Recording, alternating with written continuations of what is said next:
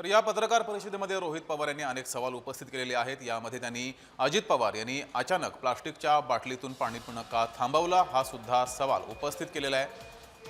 अजित पवारांच्या अपघाती मृत्यूनंतर विमान अपघातानंतर रोहित पवार यांनी पत्रकार परिषद घेत अनेक सवाल उपस्थित केलेत। पण नजीकच्या काळामध्ये म्हणजे हे जे काय आहे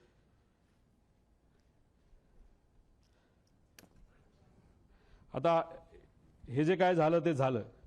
ही गोष्ट कदाचित दादांच्या मनामध्ये असावी की कधीही काही होऊ शकतं।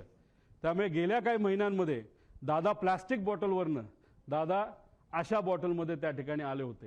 का आले होते, कशामुळे आले होते, ह्याच्यात काय करू शकता येत नाही।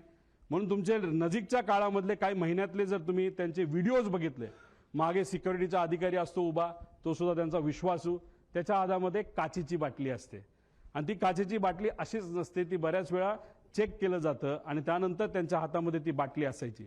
मग दादा प्लास्टिक बाटलीवरनं दादा या बाटलीवर का आले,